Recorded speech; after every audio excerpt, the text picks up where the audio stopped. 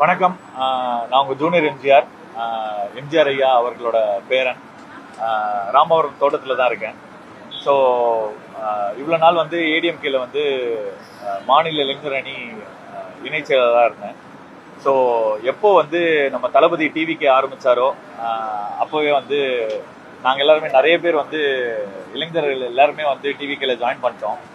And இன்னைக்கு ஏன் இங்கே வந்திருக்கேன் அப்படின்னா வந்து ஒரு மரியாதை நிமித்தமாக வந்து எல்லா மினிஸ்டர்ஸ் எல்லாரையும் வந்து பார்த்துட்டு ஒரு கங்க்ராச்சுலேட் பண்ணிட்டு வரலான்னு.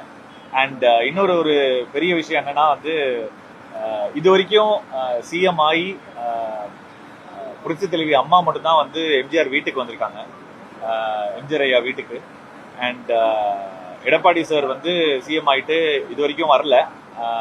அண்ட் இனிமேல் வருவாரான்னு தெரியாது. இப்போ விஜய் சார் அவரோட அமைச்சரவை வந்து நாங்கள் வந்து எம்ஜிஆர் குடும்பத்தின் சார்பாக ஜூனியர் எம்ஜிஆர் நான் வந்து அவரை வந்து இன்வைட் பண்ணுறேன். நிச்சயமாக அவர் வந்து வீட்டுக்கு வரணும் அப்படின்னு. ஸோ அது சொல்கிறதுக்கு தான் அவரையும் பார்க்குறதுக்காக வந்திருக்கேன். அண்ட் எல்லா மினிஸ்டர்ஸையும் பார்த்துட்ருக்கேன். இன்னும் சில மினிஸ்டர்ஸ் எல்லாமே பிஸியாக இருக்காங்க. ஏன்னா இப்போ தான் வந்து ஒரு 15-20 நாள் ஆச்சு. ஸோ நிறைய பேர் சொல்கிறாங்க இந்த மாதிரி வந்து இந்த 15 நாள் 20 நாளில் வந்து இவ்வளோ நடந்துருச்சு, என்ன பண்ணீங்க அப்படின்னு கேட்குறாங்க. 15-20 நாள் தான் ஆச்சு. இன்னும் நிறைய வேலைகள் இருக்குது, நிறைய வேலைப்பாடுகள் இருக்குது, சிறப்பாக செஞ்சிட்டு இருக்காங்க. அண்ட் இந்த ஆட்சி வந்து நிச்சயமாக தளபதி ஆட்சி வந்து மீண்டும் மீண்டும் இன்னும் ஒரு 25 வருஷத்துக்கு நிச்சயமாக இது நிலைக்கும்னு நினைக்கிறேன். அண்ட் கன்ஃபார்மாக இது நிலைக்கும். ஏன்னா வந்து அவ்வளோ பேர் வந்து அவ்வளோ பேசுனாங்க எலெக்ஷன் டைமில்.